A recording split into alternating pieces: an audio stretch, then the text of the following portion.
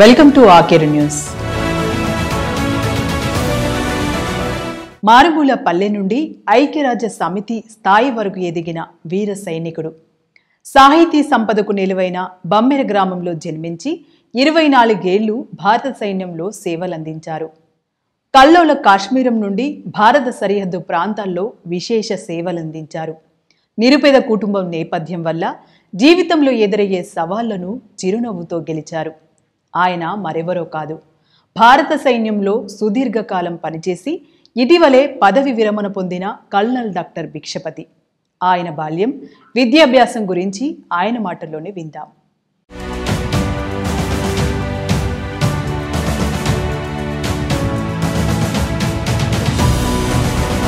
నా గ్రామం ఒక విలక్షణమైన గ్రామం సార్. సాహిత్యపరంగా 2 రాష్ట్రాలు కొనియాడేటువంటి గ్రామం నాది. బొమ్మెర పోతన గారు పుట్టినటువంటి గ్రామం.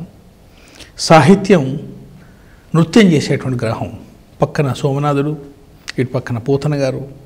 సో అటువంటి గ్రామంలో నేను పుట్టినాను సార్. నేను ముదిరాజు కమ్యూనిటీకి చెందిన తిన్ని. మా తాతగారు నీరెటి రామయ్య,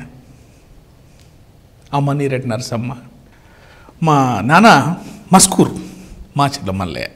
మంచిగా మీసాలు పెట్టుకుని ఊరుకు మస్కూరు ఆయన. మేము 3 పిల్లలమైన మా తల్లికి.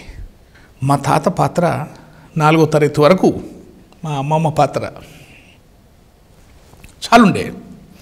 ఎల్లిరగడ్డలు, దుంపగడ్డలు,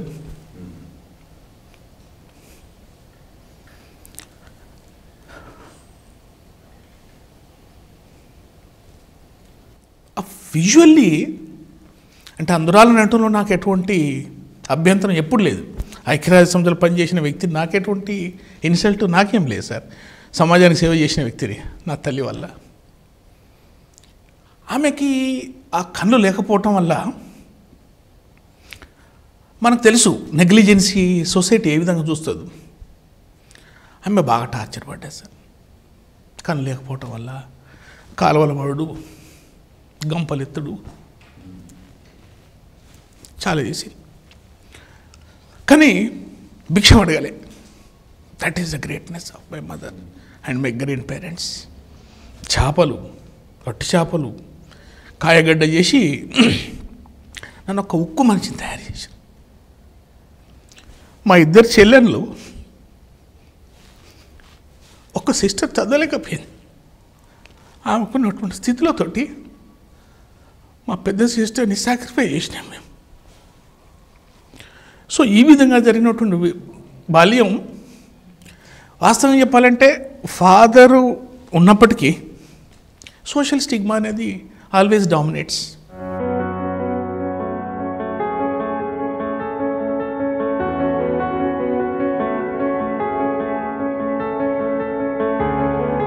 ఒకరోజు షర్ట్ లేకుండా ఒక చిన్న blue colour knicker, still I remember that, అని తీసుకొని ఒక రేగు చెట్టు కింద పలకను బలపడతాను. కనకమ్మని ఒక వైశ్య కులానికి చెందినటువంటి అమ్మ, అరే యారు నువ్వు పిచ్చోను, చదవకపోతే పలకొట్టు ఎందుకురా, ఆమెతో గొడవ చేసి నీకేంది అని చెప్పేసి పోతా అంటే మట్టిలో కూర్చొని నేను ఒక్కనే ఆడుకుంటాను జోకుడు వల్ల. ఒక పెద్ద ఆకారం వచ్చి టప్పున కొట్టింది నా మీద. చూసేసరికి ఒక పెద్ద టీచరు, మా గురువు గారు. చల్ స్కూలు సార్, బట్టలు లేవు, బట్టలు గిట్లేదు ఎందుకురా నీకు పా. అది నా జీవితంలో మలుపు సార్. వాస్తవం చెప్పాలంటే నా లైఫ్లో మహా గొప్ప పాత్ర వై సత్యనారాయణ, వార్డెన్ సార్. నన్ను హాస్టల్ తీసుకున్నాడు సార్. ఇక హాస్టల్లో పోగానే ఫస్ట్ రోజు భోజనంలో మా పెద్ద చెల్లి నేను కొట్టుకున్నాం. నువ్వు ఎక్కువ తింటాను, నేను ఎక్కువ తింటాను అన్నాం. దొండకాయ కూర. లక్ష్మి అని ఒక కుక్. ఇక్కడ మనకు సరే గడక, జొన్న గడక, గంజ కాదు ఏదో అప్పుడు దొరికేది. కానీ అక్కడ పోయిన తర్వాత భోజనం అన్నం దొరకడం మొదలుపెట్టింది. 2 పూటలు ఒక స్టీలు మన ఏంది అల్యూమినియం ప్లేటు, ఓ సందుక. నాకు తెలిసి 40 పైసలు ఏమో స్టైఫండ్ ఇచ్చేసారు అప్పుడు. దాంతో లగ్జరీ లైఫ్ చేసిన సార్ హాస్టల్లో. వారం కాగానే కోడిగుడ్లు పెట్టేది, వారానికి ఒకసారి పెట్టేది. 15 ఆగస్టు ఇట్లా వస్తే మటన్ పెట్టేది, ఆయన చికెన్ పెట్టేది. నేను సండే ఒక గుడ్డు తిని ఒక గుడ్డు మా చెల్లెలకు పట్టుకొచ్చుకునేది. 6th క్లాస్ చేరుకునేసరికి నాకు ఇన్హరెంట్గా కొన్ని ట్రైట్స్ ఉన్నాయి సార్, లక్షణాలు. ఏంటంటే నేను డిఫరెంట్గా ఇట్ ఈస్ నాట్ నాదొక అహంకారంతో చెప్పేది. ఎక్కడో ఒక దగ్గర బ్రిలియన్సీ ఉంది నా దగ్గర, అది ఎట్లొచ్చిందో మనకు తెలియదు. సో ఆ బ్రిలియన్స్ తోటి ఏంటంటే నాకు ఒక పెయింటింగ్లో బాగా అభిరుచి ఉండే. గుట్టి కొమ్ముకుల గోపాలరెడ్డి అని మా సారు గురువుగారు, పితృ సమానులు, ఎంఎస్ఆర్ చారి, లక్ష్మీనారాయణ, పేరున ఆ పాలకుర్తి స్కూల్లో వాళ్ళకు నేను ఎంత రుణపడినో మీకు తెలియదు సార్. సో ఆయన నా పెయింటింగ్ చూసి, అరే నీకు పెయింటింగ్ మంచిగా ఉంది, నా ఇంటికి రారా, హాస్టల్లో భోజనం చేయి, నా దగ్గరికి వస్తే అంటే ఆయనకు సేవ చేసుకుంటా, చిన్న సేవలు చేసుకుంటా ఒక మంచి గురువు గారి సమక్షంలో నేను గ్రూమింగ్ అయింది సార్ నాది. పూర్తి పాలకుర్తి స్కూలు టీచర్స్ అనేది బ్లెస్సింగ్స్ నా మీద ఉండే. భిక్షపతికి ఏం జరగద్దు, ప్రతి ఒక్క టీచర్ నాకు సహాయపడ్డాడు సార్. ప్రతి ఒక్క టీచర్ అంటే భిక్షపతికి ఏం జరగద్దు. ఇంటర్మీడియట్ చదివే రోజుల్లో కూడా కాళ్లకు చెప్పులు లేని దుస్థితి. ఆయిల్ ఇంజిన్లు రిపేర్ చేసే రేకుల షెడ్డే ఆయన విడిది. నోట్బుక్స్ కొనుగోలు చేసే ఆర్థిక స్థితి లేకపోవడంతో న్యూస్ పేపర్ ప్యాకింగ్ పేపర్లనే నోట్బుక్లుగా తయారు చేసుకున్నారు కల్నల్ డాక్టర్ భిక్షపతి. ఈ సంగతి ఏందో ఆయన మాటల్లోనే విందాం. మేము కిరాయి తీసుకున్నది కిరణ్ చిట్ ఫండ్ అని ఒక షెడ్. అది ఎటువంటి షెడ్ అంటే దాంట్లో మేము 8 మండుగురు ఉండేది. ఆ షెడ్లో మన ఆయిల్ ఇంజన్ రిపేర్ చేస్తారు. మేము కాలేజీ పోతాం కదా, ఈ డగ్ డగ్ డగ్ డగ్ డగ్ డగ్ అనేది వస్తూనే ఉంటుంది. ఈవినింగ్ వచ్చేసరికి వాళ్ళు ఆ పని చేసిన సులేమాన్ అని ఒక ఆయన ఉండే. ఈవినింగ్ వచ్చేసరికి ఆ గోలు ఉంటే చూడండి, ఆ ఇంజన్కి ఏదో పీటలు లెక్క ఉండేది, వాడు వదిలిపెట్టిపోయి అది మాకు పీటలాగే వాడుకునేది. ఫ్యాన్ లేదు, ఇష్టం వచ్చినట్టు భోజనం వండుకొని మంచిగా తిని చెప్పులు లేకుండా పోయి స్కూల్ కాలేజీ గుర్తుపెట్టుకోండి మీరు. ఒక ఇంట్రెస్టింగ్ ఏంటంటే ఇక్కడ నోట్బుక్స్ అయిపోయినాయి. నోట్బుక్స్ అయితే చాలా కొనాలి కదా, ఫిజిక్స్ రాయాలంటే, కెమిస్ట్రీ రాయాలంటే. సో బస్ స్టాండ్ రైల్వే స్టేషన్లో పొద్దున న్యూస్ పేపర్లు అమ్ముతారు. ఆ న్యూస్ పేపర్ తీసేటప్పుడు దాని మీద ఒక పేపర్ వస్తుంది. ఆయన పెద్ద పేపర్ ఆడ వేసి పెట్టాడు. నీకు 4 రూపాయలు ఇచ్చిన సార్, నేను 4 రూపాయలు ఇంత పేపర్ ఇచ్చాను. ఇది దాన్ని కట్ చేసి ఇంత పెద్ద బుక్స్ చేసుకుని అవి వెరీ ఇంట్రెస్టింగ్. అంటే నెవర్ హ్యాడ్ ఎనీ రిగ్రెట్స్. ఇది ఇన్సల్టు ఇటువంటి, కానీ దాంట్లో దొరికింది రాసేది, రాద్దాం పట్టేది. నేను ఫైనల్ ఎగ్జామ్ వచ్చేసరికి 1 అవర్ ముందే ఎగ్జామ్ పేపర్ అయిపోయింది అది. రేణుకా మేడం అంటే నో 1 అవర్ ముందు ఎట్లా పోతావు నువ్వు కూర్చో, అంత బ్రిలియంట్ ఉన్నాను సార్ నేను. సో ఇంటర్మీడియట్లో పేరున నాకు ఉపయోగపడ్డ నా మిత్రులు, వాళ్ళ తల్లిదండ్రుల దగ్గర పోతే ఎప్పుడు నాకు నచ్చిన కాకరకాయ ఫ్రై పెట్టేశారు. మా గొప్ప తల్లులు వాళ్ళు. కాకతీయ మెడికల్ కళాశాలలో ఎంబీబీఎస్ సీటు వచ్చినప్పటికీ మ్యూచువల్ ట్రాన్స్ఫర్లో భాగంగా విజయవాడ సిద్ధార్థ మెడికల్ కళాశాలకు మారాడు. ఈ నిర్ణయమే ఆయన ఎంబీబీఎస్ చదువుకు ఆర్థిక చేయూతనందించింది. మనకు ఉమ్మడి తెలంగాణ ఆంధ్ర ఆ టైంలో 913 సీట్లల్లో మనకు 1240 ర్యాంక్ వచ్చింది సార్. తీసుకుపోయి ఇక జూలవాడలో రోడ్డు మీద కొరికితే ఆ పేపర్లు వచ్చింది. అది తీసుకొని ఇక ఒకటే ఊరుకునే మావ దగ్గరికి డాక్టర్ అయిపోతున్నాం. సో దాంతో మన కాకతీయ మెడికల్ కాలేజీలో సీట్ వచ్చింది సార్. ఇక్కడ కాకతీయ మెడికల్ కాలేజ్ వరంగల్లో సీట్ వచ్చిన తర్వాత ఇప్పటి వరకు కూడా నాకు వెనకాల ఒక భయం లేదు. 3వ అటెంప్ట్ దగ్గర కూడా నాకు సీఎం సెట్ రాకపోతే భయం లేదు. ఫస్ట్ అటెంప్ట్ అలా కొద్దిగా భయపడిపోతారు. నేను భయపడలే, తెలియదు, పోతూనే ఉన్నా. నా రూమ్మేట్ వెళ్ళిపోతున్నా, నేను అట్నే ఉన్నా. సెకండ్ అటెంప్ట్లో కూడా భయపడలే, 4000 వచ్చింది ర్యాంక్. థర్డ్ అటెంప్ట్ వచ్చేసరికి నాకు మంచిగా వచ్చేసిన తర్వాత అప్పుడు ఒక ఆప్షన్ ఉండే. ఏం ఆప్షన్ అంటే మనకు మ్యూచువల్ ఎక్స్చేంజ్ అనేది ఉండేది. సో కాకతీయ మెడికల్ కాలేజీలో నాకు ఒక ప్రెస్టీజియస్ ఇన్స్టిట్యూట్, దాంట్లో మంచి కాలేజీలో సీట్ వచ్చింది కదా. ఒక ఫ్రెండ్ వాళ్ళ ఫాదర్ మమ్మల్ని అప్రోచ్ చేసి ఏమనంటే, నువ్వు సిద్ధార్థ విజయవాడ పోతావు. విజయవాడ అంటే భయం, అప్పుడు అంత టర్బులెన్స్ ఉండేది కదా. అప్పుడప్పుడే కాలేజ్ స్టార్ట్ అవుతుంది. మా కింద ఎక్కడైతే ఎంబీబీఎస్ అయితే ఇస్తారు కదా, ఇస్తారు. ఏమొస్తారు అంటే నీకు 40,000 ఇస్తున్నారు సార్. సో 40,000 తీసుకొని నేను సిద్ధార్థ మెడికల్ కాలేజ్. ఈ ఎంబీబీఎస్లో ఇక మనకు ఆర్థికంగా ఇబ్బంది ఎప్పుడూ అనిపించలే. 1-2 సార్లు చిన్న ప్రాబ్లం వస్తే కొంతమంది డొనేట్ చేసారు మనకు. ఐలే పందులేని ఐలే అని ఒక ఇంజనీరు, మన గ్రామస్తులు 1-2 సార్లు. సో ఈ 40,000 వాజ్ లగ్జరియస్. ఐఏఎస్ ఆఫీసర్ కావాలన్న కోరిక ఉండేది.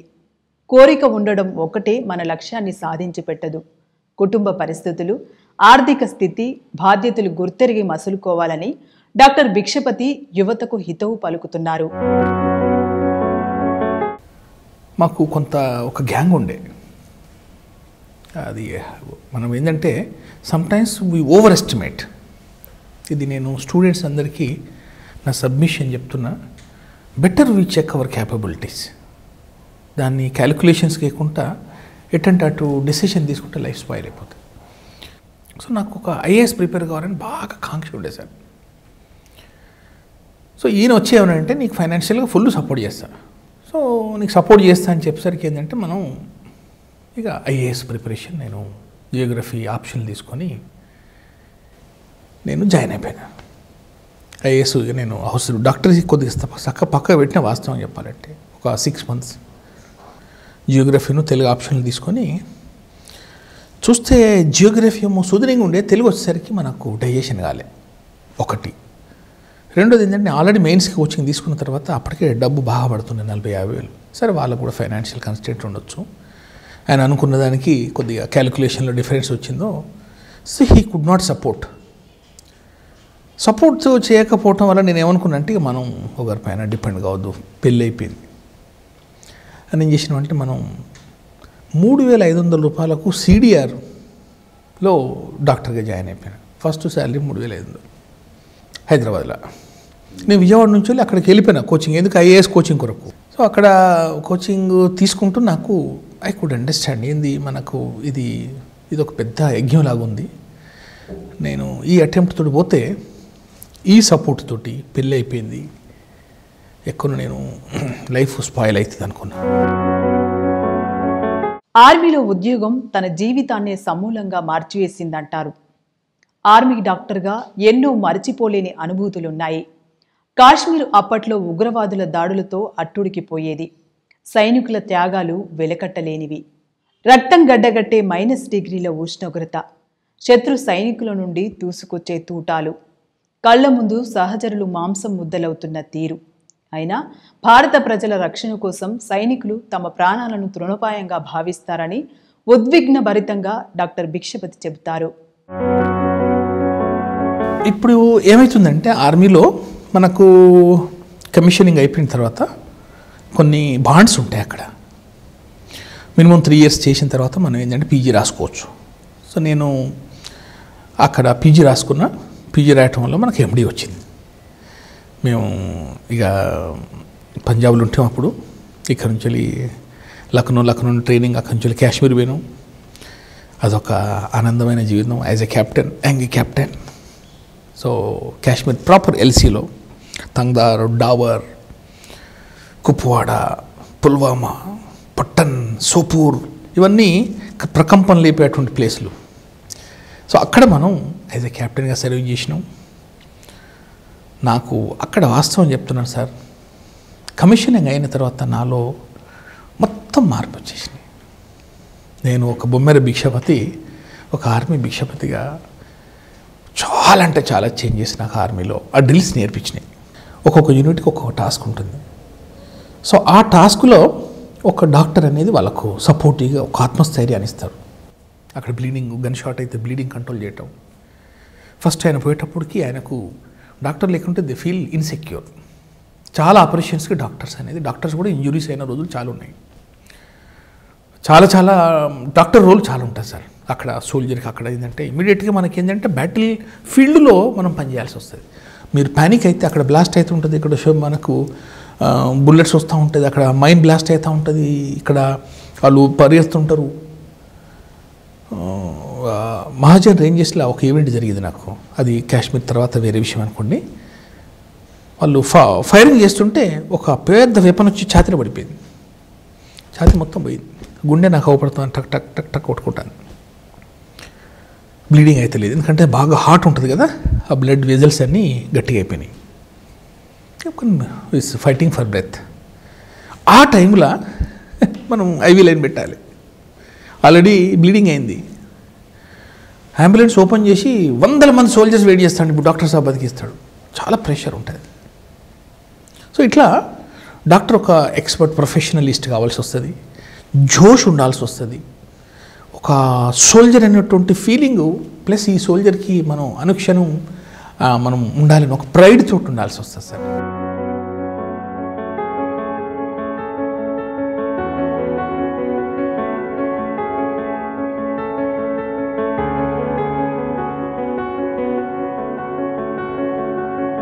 ఆర్మీ జీవితంలో ఎన్నో మరచిపోలేని అనుభవాలున్నాయి.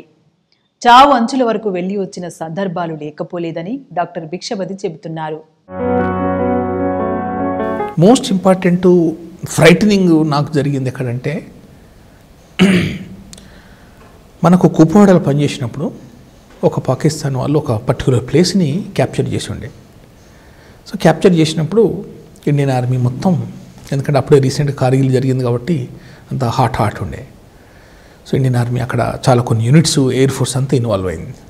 అక్కడ సిచ్యువేషన్ ఏంటంటే హార్డ్లీ ఒక 100 to 1 కిలోమీటర్కు 1.5 కిలోమీటర్ దూరంలో పాకిస్తాన్ వాళ్ళు, ఇటు సైడ్ మనం.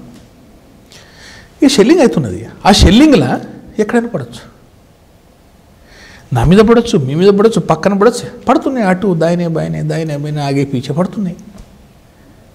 నాకు ఒక కాల్ వచ్చింది, ఫ్రంట్లో ఒక సోల్జర్ గాయాలైపోయిండు, నువ్వు వెళ్ళాలి అనగానే మంచిగా జోష్ ఉంటుంది మనకి, సంతోషంగా. నేను భయపడలే, వెరీ డేంజరస్ సిచ్యువేషన్, అంతే కదా అక్కడ, ఇంకా నీకు ఫ్రంట్లో ఉన్నారు కదా మేము. సో మా కమాండింగ్ ఆఫీసర్ ఏమంటే, నువ్వు వెళ్ళిపోతే మరి నా పరిస్థితి, నా యూనిట్స్ ట్రూప్స్ ఏంది, సరే చూద్దాంలే అని మేమందరం కలిసి ఒకటే ఉన్నాం సార్. దేవుడి దయ వల్ల వెనక ముందు అట్లా పడ్డాయి, మా మీద పడలేదు. కొంతమంది మా సోల్జర్స్ మేము కోల్పోయాను, ఫ్రంట్లో ఉన్న వాళ్ళని, వెనకాల ఉన్న వాళ్ళని, ఆ రేంజ్లో వచ్చిన వాళ్ళు మా మీద పడలే.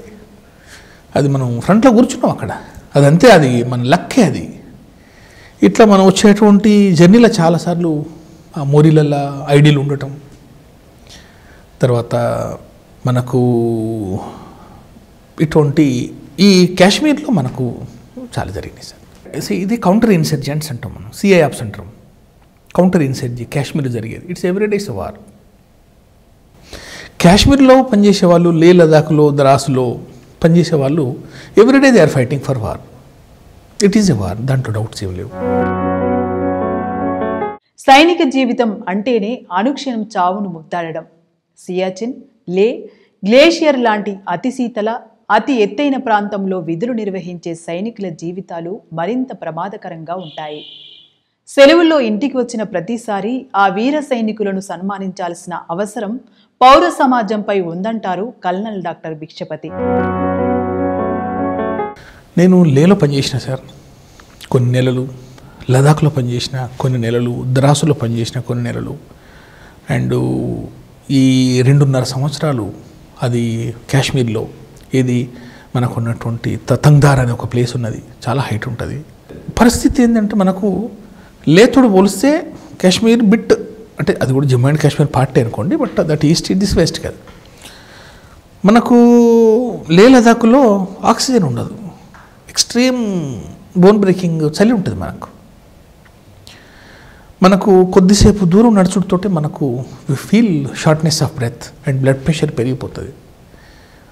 అక్కడ పనిచేయటం అంటే ఈ సందర్భంగా ప్రతి ఒక్క భారతీయ సిటిజన్కి నేను చెప్పేది ఏంటంటే, ఎవరైతే first of all soldiers should be respected, but Siachen, Leh, Ladakh, ఏది ప్లేస్ అన్నీ డేంజరస్ ప్లేసెసే, but these are the places where they suppose to fight with one is environment and enemy.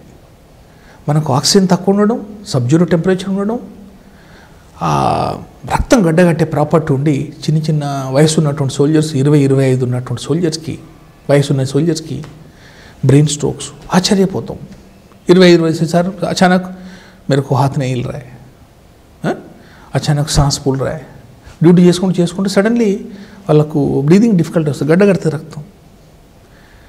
ఎవరైతే హార్ట్ అటాక్ కానీ రక్తంలో లంగ్స్లో గడ్డగట్టకుండా కానీ రక్తం దానికి హై ఆల్టిట్యూడ్ పల్మనరీ ఎడిమా అంటాం. అంటే మనకు బాగా ఎక్స్పీరియన్స్ వీటిల్లో ఈ హైట్లో ఉన్నటువంటి సోల్జర్స్కి ఏంటంటే ప్రతిరోజు మేము చూస్తాం లంగ్స్లో వాటర్ జమ కావటం, ఆక్సిజన్ తక్కువ ఉండడం వల్ల మనకు ఇటువంటి తప్పదు. ఎంత మనం ట్రైనింగ్ చేసి గ్రాడ్యుయేటెడ్ ఎక్సర్సైజ్ చేసి పంపించినప్పటికీ body to body, individual to individual variation. అందుకని సోల్జర్ ఎక్కడైతే ఉండదు, వాస్తవం చెప్తున్నా, ఎవరైతే లే లదాఖ్ కాశ్మీర్ నుండి వస్తాడో ప్రతిసారి వాళ్ళ ఊర్లో ఆయనను సన్మానించాలని. అంత టఫ్ జాబ్ అది. వాళ్ళని ఒక రీబర్త్, అక్కడ నుండి రావటమే రీబర్త్. సియాచి ఉన్నటువంటి ప్లేస్లల్లో ఒక ఫుడ్ తినబుద్ధి కాదు, కడుపులో పేగులు ఒక్కోసారి మురిగిపోతాయి, కాళ్ళు మురిగిపోతాయి. దాన్ని ట్రెంచ్ ఫుట్ అంటాం, ఫ్రాస్ట్ బైట్ అంటాం, చిల్ బ్లేడ్స్ అంటాం, సివిటీ కార్టికల్ వెనస్ థ్రాంబోసిస్ అంటాం, పల్మనరీ థ్రాంబోఎంబోలిజం అంటాం. అని మనం వినలేని శబ్దాలు అక్కడ వాళ్ళు పిచ్చోలైపోతారు. ఒక్కోసారి వాళ్ళు కిందకు వచ్చిన తర్వాత ఢిల్లీ అటువంటి ప్లేస్లో కూడా ఒక్కోసారి వాళ్ళు మర్చిపోతారు వాళ్ళే. Very tough battle field. ఆ పరాక్రమ్ 2లో లక్షల కొద్దిగా మైండ్స్ షార్ట్ డ్యూరేషన్లో వేయించారు వీళ్ళు. గవర్నమెంట్ యుద్ధం చేస్తారని, వాళ్ళ ట్యాంక్స్ వస్తాయని. లక్షల కొద్ది మైండ్స్. ఇప్పుడు వారు సీజ్ ఫైర్ అయిపోయింది, మరి తీయాలి కదా. అప్పటికే రైతులు they are losing their limbs. ఏదో దొరికిందని కొడవలతో దిగన డామ్ చేయబోవటం, యానిమల్స్ సాక్రిఫై కావటం, ఆ ఫీల్డ్లో మైన్ ఫీల్డ్లో పోయి. ఇక్కడ చెప్తానండి, అందరూ ఆలోచించాలి ఒక సోల్జర్ ఏ విధంగా ఉంటాడో. ఇది కేవలం ఇండియన్ సోల్జర్కే సాధ్యమవుతుంది. మన ముందు మైన్ ఫీల్డ్ ఉంటుంది. ఇది నేను ప్రత్యక్ష సాక్షిణ్యం. ఆ పరాక్రమ్ 2, ఆ పరాక్రమ్ 1కి ఫుల్ జోష్ ఉండే, మళ్ళీ ఒకసారి పాకిస్తాన్ కొట్టేస్తాం అనేది అందరి సోల్జర్స్ మీద ఫుల్ జోష్ ఉండే. సరే డిప్లొమసీ ఎప్పుడు వారు మంచిది కాదు, ఆఫ్ కోర్స్ డిప్లొమసీ అనేది పోస్ట్ పోన్ అయింది, సీజ్ ఫైర్ అయింది. ఇప్పుడు తీయాలి. తీసినప్పుడు మట్టి లోపల మైన్స్ ఉంటాయి. అది మట్టి లోపల ఎక్కడో తెలియదు, వాళ్ళకు మ్యాప్ ఉంటుంది. Different issue. వర్షం పడి శాండ్ స్టామ్స్ వచ్చి డ్రిఫ్ట్ అవుతుంటాయి, షిఫ్ట్ అవుతుంటాయి. అటువంటి ఒక్కొక్క మైన్, ఎటువంటి మైన్ ట్యాంకులు లేపేసే మైను, ట్యాంకులు లేపేస్తుంది. అటువంటి మైనును వీళ్ళు ఉన్నటువంటి ఇన్ఫ్రాస్ట్రక్చర్ చిన్న చిన్న ఏవైతే డివైసెస్ ఉంటాయో వాటి పెట్టి, ఈయనకు తెలుసు అక్కడ మైన్ ఉందని, ఆయనకు తెలుసు ఆ మైన్ పైన కాలు పెడితే ఆయన ఉండడని. నేను చెప్తున్నాను సార్, సుమారుగా ఒక 10-20 సోల్జర్స్ నా ముందు యాష్లో ఎగిరిపోవటం చూసిన నేను. లిమ్స్ పోవటం, టాక్. ఎవరు చేస్తారు సార్? అక్కడ మౌత్ ఉందని చూడ, అక్కడ డెత్ ఉందని తెలిసి కూడా చేస్తారంటే this is by default we are doing as a duty. ఇది ప్రెస్టీజియస్ అని ఆ ప్రైడ్ తీసుకొని మన సోల్జర్ చేస్తారండి. ఇది అదొక తెలిసి కూడా ఆ ఫీల్డ్లో అడుగు పెడుతున్నా చచ్చిపోతావు. అది ఎవరు పోతారో అక్కడ. దాన్ని అన్ని లక్షల మైన్స్ చేయాలంటే ఎన్ని రోజుల దగ్గర సుమారుగా 1 year పట్టింది. అన్ని మైన్స్ తీసేసి ఫార్మర్స్కి మళ్ళీ ల్యాండ్ హ్యాండ్ ఓవర్ చేసేసారు. ఇదొక అనూహ్యమైనటువంటి ఎక్స్పీరియన్స్ నాకు. ఏది ఆ పరాక్రమ్ 2. చాలా సోల్జర్స్కి మన బ్లీడింగ్ అయితే కంట్రోల్ చేసుకున్నాం. బట్ మన కళ్ళ ముందు సోల్జర్స్లో యాష్లో మంటలల్లో పోవటం అనేది, లిమ్స్ వెళ్ళిపోవటం అనేది మనం చూసాం. Tough, one of the tough task. శ్రీనగర్లో మీకు ఈ టాపిక్ ఒకటి చెప్తాను. శ్రీనగర్ అనేది కంప్లీట్ ఎంటైర్ నార్థన్ ఇండియాకి ఒక hub. Hospitals and very hot topic అది, అదంతా హాట్ ప్లేస్. ఆ హాస్పిటల్కి ఒక విలక్షణమైనటువంటి లక్షణం అది ఏంటంటే, అక్కడికి అంటే ట్రూ బ్యాటిల్ ఫీల్డ్ ఎక్కడ ఉంది అక్కడే ఉంది. సో వాళ్ళ గన్షాట్ దాకినా, రక్తం గడ్డ కట్టినా అక్కడికే వస్తారు. మాకు ఆపరేషన్ థియేటర్లలో కేజీస్ ఆఫ్ బుల్లెట్స్ ఉన్నాయి. ఆపరేషన్ థియేటర్లలో కేజీస్ ఆఫ్ బుల్లెట్స్. మేము వచ్చే సోల్జర్ని ఈయన చేయబోతే చెయ్యి తీసుకుని మనం మళ్ళీ మంచిగా అవుతుంది, బుల్లెట్ పడ్డ తర్వాత బ్లీడింగ్ చేయి పెరాలిసిస్ అయితే. కానీ మీరు ఒకటి గమనించాలి సార్, యంగ్ సోల్జర్స్ ఇటువంటి బాధలు పడటం. యంగ్ సోల్జర్స్ మీన్ ఆఫీసర్ కానీ సోల్జర్ అందరూ ఒకటే. ఒక లింబ్ లేకుండా కొంతమంది 2 చేతులు 2 కాళ్ళు పోయిన వాళ్ళు ఉన్నారు. ఫేస్ మొత్తం డిఫార్మ్ అయిన వాళ్ళు ఉన్నారు. మనకి మొత్తమే మనకి ఏదో మనం ప్లాస్టిక్ సర్జరీ రీకన్స్ట్రక్షన్ చేసేస్తే మొత్తమే ఒక అగ్లీ చక్కటి సోల్జరు ఎవరి కొరకు త్యాగం చేస్తున్నాడు. నేను చూసిన సార్, ప్రత్యక్షంగా నేను చూసిన నా సోల్జర్స్కి ఈ చేతులతోటి 1000 మంది జవాన్లకు నేను ట్రీట్ చేసుకున్నా. అంత సఫర్. ఊపిరితిత్తుల్లో వాటర్ రావాల్సిన అవసరం ఏంది, బ్రెయిన్లో వాటర్ రావాల్సిన అవసరం ఏంది, బ్రెయిన్లో రక్తం కట్టగా ఎవరి కొరకు? సోల్జర్స్ అనుక్షణం మన ఇండియా బాగుండాలని వాళ్ళు వెనక చూడరు, ముందుకే చూస్తారండి. ఇంచు ఒక క్షణం కూడా ఎవరు నిద్రపోరు. It's a vicious circle. కంటిన్యూగా ఉంటుంది. దీన్ని అందరు గమనించాలి. నా ఒక రిక్వెస్ట్ ఏంటంటే, ఎప్పుడైతే సోల్జర్ కనిపిస్తాడో దయచేసి రెస్పెక్ట్ ఇవ్వండి. ఆయనకు కాశ్మీర్ నుండి వచ్చినప్పుడు రాస్తాలో సీట్ ఇవ్వండి, బస్సులో సీట్ ఇవ్వండి, ట్రైన్లో సీట్ ఇవ్వండి. వచ్చిన రోజు ఆయన దగ్గరికి పోయి ఎక్స్పీరియన్స్ చూడండి. You feel better. మీరు ఇంక ఎక్స్ట్రా ఏం చేయగలుగుతారు. ఎప్పుడైతే సోల్జర్ ఫ్యామిలీలో ఇది ఒకటి, ఇంకొక very very interesting topic. Young soldier died somewhere in a battle, in operation, what ever it is. అతని వైఫ్ ఎక్కడ పోవాలి? 25 yearsలో ఆమె 20 ఉండొచ్చు, 30 yearsలో 25 ఉండొచ్చు. చూడండి, ఇది ఎవరికి రాదు. సోల్జర్స్కి very tough life. Old parents ఉంటారు. గురుతర బాధ్యత ప్రతి ఒక్క సిటిజన్ పైన ఉందని ఏ స్టేట్లో సోల్జర్ చనిపోతారో, please kind my request, they should look after their families. ఆ లేడీకి హెల్ప్ చేయటం, ఆ ఓల్డ్ పేరెంట్స్కి హెల్ప్ చేయటం. దే షుడ్ నాట్ ఫీల్ నా కొడుకు వెళ్ళిపోయింది అనేది. ఇది నా ఒక హంబుల్ రిక్వెస్ట్ అందరికీ. సోల్జర్ సాక్రిఫై చేస్తాడు, డెడికేషన్ చేస్తాడు. ఎవరికొరు కంట్రీ కొరకు వెనక చూడాడు, మైన్ ఫీల్డ్ వెనక చూడాడు, పాకిస్తాన్ లోపలి పోవాలండి వెనక చూడు, చైనా లోపలి పోవాలండి వెనక చూడడు, సెలలు దుంకుతాడు, కవాలు మోస్తాడు, ఏదంటే చేస్తాడు. ఐక్యరాజ్య సమితి సైన్యంలో భాగంగా మన దేశం తరపున ఆఫ్రికా దేశం కాంగోలో విధులు నిర్వహించేందుకు డాక్టర్ భిక్షపతి వెళ్లారు. మానవ హక్కుల మాటే ఉండదు, మహిళలకు కనీస గౌరవం ఉండదు, సరైన ఆహారం లేకపోవడం వల్ల అక్కడి ప్రజల్లో హిమోగ్లోబిన్ శాతం సగానికి పడిపోతుందని డాక్టర్ భిక్షపతి చెబుతున్నారు. ఇంటర్నేషనల్ సర్వీస్ ఏమైందంటే మనకు యునైటెడ్ నేషన్స్ ఉంటుంది. సో దాంట్లో ఈచ్ కంట్రీ దాంట్లో కంట్రిబ్యూషన్ ఉంటుంది. సో మనకు పాకిస్తాన్, మన ఆఫ్ఘనిస్తాన్ కానీ, కాంగో కానీ, తర్వాత ఇంకా ఇట్లా చాలా చాలా కంట్రీస్ ఉన్నాయి మ్యాప్ మీద. సో దాంట్లో మనం వైద్యం ప్లస్ పీస్ కీపింగ్ ఫోర్సెస్ అంటారు. అక్కడైతే ప్రపంచంలో ఎక్కడైతే దేశాల మధ్యన, తెగల మధ్యన జరిగితే అక్కడ మనకు పంపిస్తుంటారు. సో దీంట్లో భాగంగా నేను 2012 నుండి 2014 వరకు సౌత్ ఆఫ్రికా కాంగోలో చేసిన sir. This no law and order. అక్కడ హ్యూమన్ వాల్యూస్ ఉండదు, హ్యుమానిటీ ఉండదు. They are surviving for a day. ఈ రోజు గడిచిందంటే నెక్స్ట్ డే తర్వాత చూస్తాం. In spite of they are rich in wealth. వాళ్ళ దగ్గర అప్రిషియస్ మెటల్స్ ఉన్నాయి, యురేనియం కానీ, సిల్వర్ కానీ, గోల్డ్ కానీ. అదొక డిఫరెంట్ స్టోరీ సార్. పీపుల్ మనకు very unsafe, unpredictable, very violent. ఎంత వయలెంట్ ఉంటారంటే ఆల్మోస్ట్ కిల్లింగ్ ఇన్స్టింక్ట్ ఉంటారండి వాళ్ళు అర్థం చేసుకునేటువంటి సిచ్యువేషన్ లేరు. ఎనాలిసిస్ అనేది లేదు వాళ్ళ దగ్గర. అక్కడ ఇంకొక ఇంట్రెస్టింగ్ నేను చూసింది ఏంటంటే, అంటే మనం ఒక్కోసారి చాలా మనసు కదిలేస్తుంది. మనం ఒక స్కూల్కి హీమోగ్లోబిన్ స్క్రీనింగ్కి వెళ్ళినాం. అక్కడ average haemoglobin around 8 to 9, male కానీ ఫీమేల్ కానీ. అండ్ హార్ట్లో ఒక మర్మర్ ఉంటుంది. ఎవరికైతే హిమోగ్లోబిన్ తక్కువ ఉండదో వాళ్ళకు ఒక సౌండ్ వస్తుంది. ఏంది కారణం అని అడిగితే వాళ్ళ ఇంట్లో ఒక రూల్ ఉందట, ఎవరైతే పని చేస్తాడో ఆయన ఫస్ట్ తినాలి, ఎవరైతే స్కూల్కి పోతారో వాడు ఏమైనా మిగిలితే లాస్ట్కి తినాలి. This is a status. ఎందుకు అక్కడ జరుగుతుంది? నేను మళ్ళీ అందరికి చెప్పేది ఏంటంటే, ఎక్కడైతే ఆర్మడ్ ఫోర్సెస్ డిఫెన్స్ అయితే స్ట్రాంగ్ ఉండదో ఇది జరుగుతుంటుంది. ఇండియాకి అన్నిటికన్నా ముఖ్యం ఒక కిసాన్, ఒక జవాన్. దీంట్లో డౌటే లేదు. లాల్ బహదూర్ శాస్త్రి గారు చెప్పినటువంటి వాళ్ళు మహనీయులు, జై జవాన్ జై కిసాన్ వట్టిగల్లే. ఇప్పటి వరకు మన చరిత్రలో, మన హిస్టరీలో మంగోలియన్స్ కానీ ఎన్నిసార్లు అటాక్ చేశారు?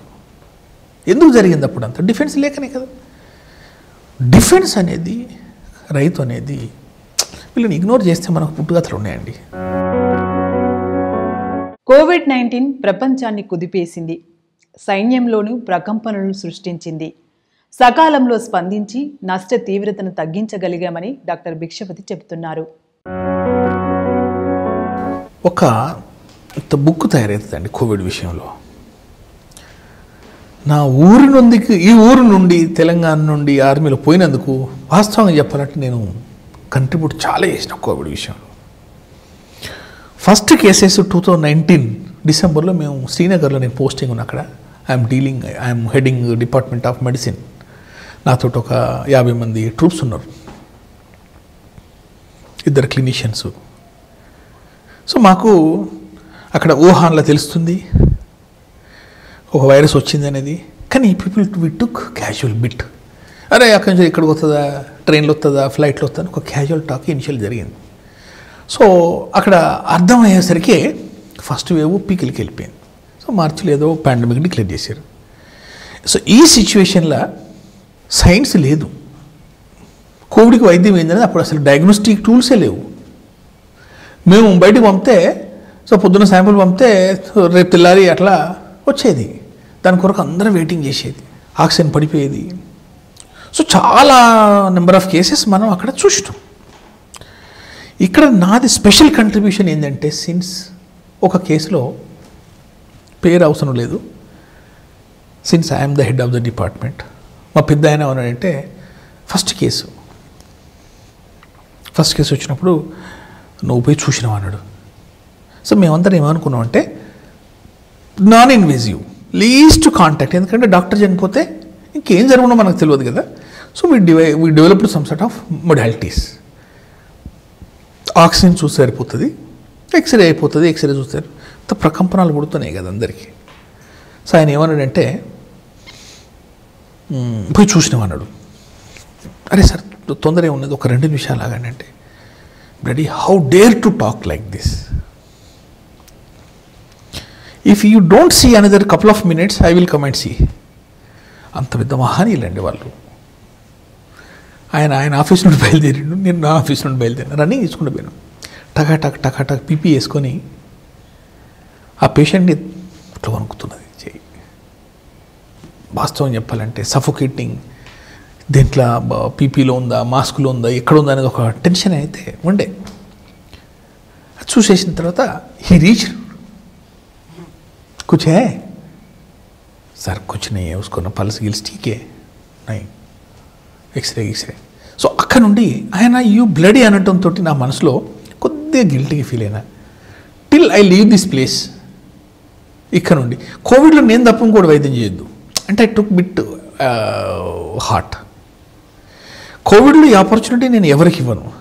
ఈ ప్రపంచంకు ఏదో విపత్తు వచ్చింది, ఇది అవకాశం ఉంది, నేను మెడిసిన్స్ చేయాలి, మనం ఏదో వైద్యం చేయాల్సిన ఒక అవకాశం వచ్చింది లైఫ్లో. చూడండి, ఒక మానవాళికి విపత్తు వచ్చినప్పుడు ఏదో యాంగిల్లో ముందుకు పోవడానికి ట్రై చేయాలి, కానీ భయపడి వెనకాలకు ఉండొద్దు. ఇది ఒక సబ్మిషన్ నా అందరి యూత్కు పర్టికులర్గా. ఆ టైంలో ఎవరి వంతు సహాయం వాళ్ళు చేయాలి, కంటిని కాపాడుకోవాలి మనం. అంతేకాని we should not to market that panic event.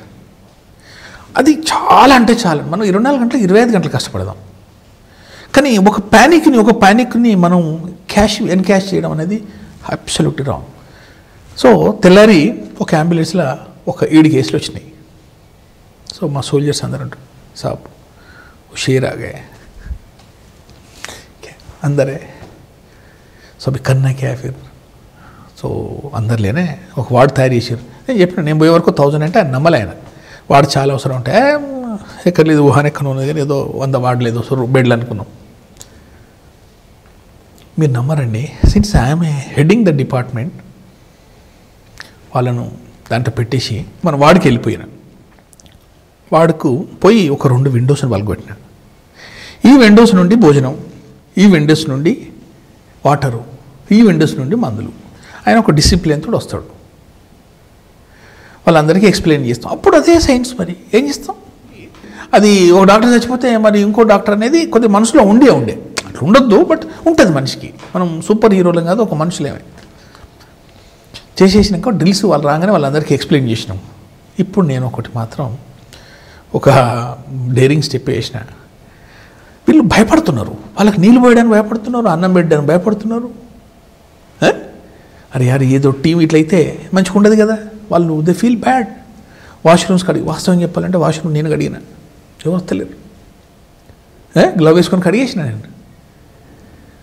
తో వాళ్ళని లోపల పంపించి నేనేం చేసిన, ఆ లోపలికి నేను చిన్న ఒక మాస్క్ పెట్టుకున్న, ఫోటో ఇంకా ఉంది, ఆ లోపలికి పోయినా సరే అందరి మధ్యలోకి. सब बाहर आ जाओ, बाहर आ जाओ, बाहर डरेगा तो नहीं तुम लोग. 5-6 minutes we took photographs. अरे फोटो खींचो यार, कुछ नहीं होता है. సో అక్కడ నుండి 1000 కేసులండి, 0 డెత్. టంగ్ ట్విస్టింగ్ మెడిసిన్స్ ఫావిపిరివిర్ అని, రెమ్డెసివిర్ అని అనేది ఇంకా రానే రాలే, పుట్టలే.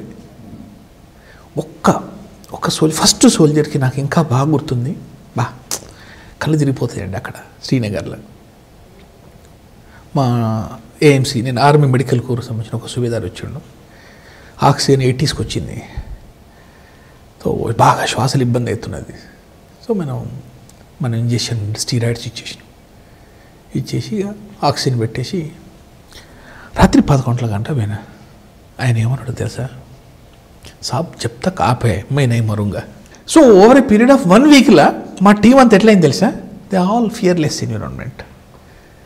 వాటర్ ఇచ్చిటైనా, ఫుడ్ ఇచ్చిటైనా ఏమంటారు తెలుసా, సాబ్ లగ్తా है कीड़ा अपना आप मरेगा, डरने वाला बात नहीं है, बहुत बच रहा है. అక్కడ ఆ విధంగా నేను 1000 కేసెస్ చేసి సార్, నేను ఇక్కడ మనస వాచ కర్మ నేను చెప్తున్నా, కేసెస్ పెరుగుతున్నాయి. దాయినే బాయిని ఎక్కడ ఇక్కడ ఏ ఇన్స్టిట్యూట్ ఉంటే ఆ ఇన్స్టిట్యూట్కి మనం హండ్రెడ్స్ ఆఫ్ కేసెస్ పెడుతున్న టైంలో ఈ వాతావరణం మంచిగా లేదు.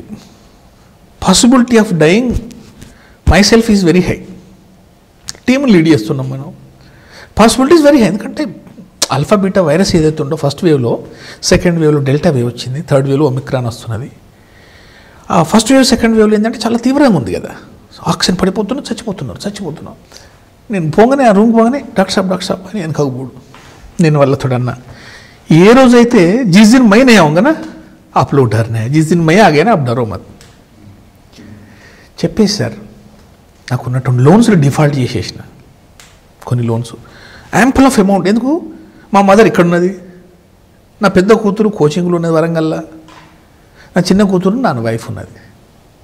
కోవిడ్ తోటి చచ్చిపోతే నా బాడీ అయితే ఇంటికి రాదు. మరి ఈమెకి ఏం ప్రెషర్ ఉండొద్దు. ఓ 4-5 లక్షలు అకౌంట్లో పెట్టినా. ఒకటి విల్ ఉంటుంది, అప్పటి వరకు మదరు విల్ అనేది నాది కొద్దిగా, అంటే స్టిల్ 80% వైఫ్కు, 20% మదర్కే, 15% ఏదో ఉండే. ఆయన మళ్ళీ విల్ రివైజ్ చేసిన సార్. నైట్ కొద్దిసేపు మా వైఫ్ నేను ఏడ్చినాం. డరం మొత్తం లెటస్ సి ఏమవుతుందో. పొద్దున విల్ సబ్మిట్ చేసేసి విజయం సాధించినామండి. అప్పుడు 1000 కేసులు భిక్షపడుతుంటే కోవిడ్ పేషెంట్ చావడు అనేది ఒక పేరు సంపాదించినండి నేను. పేద ప్రజలకు తన వంతుగా మెరుగైన వైద్యం అందించేందుకు ప్రత్యేక ఏర్పాట్లు చేసుకుంటున్నానని డాక్టర్ భిక్షపతి చెప్పారు.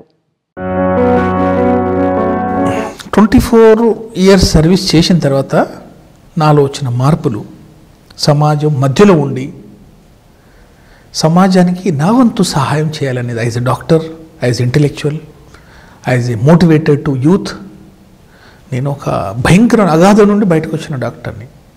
Lot of experience behind me, lot of victories behind me, I'm example to the several people అని బయటకు వచ్చేసిన. ఫస్ట్ ఆఫ్ ఆల్ గురుతర బాధ్యత ఏదైనా జరిగినవ్వండి. సెకండ్ ఏంటంటే I will locate at Jangaon and probably couple of months Warangal. ఒక కమ్యూనిటీలో ఒక MD medicine doctor he can take out around 70-80% problems. అది సర్జరీస్ ఎన్ని అవుతున్నాయి రోజు ఒక ఊరు నుండి. కమర్షియల్ కాకుండా ఎగ్జాంపుల్ చెప్తా.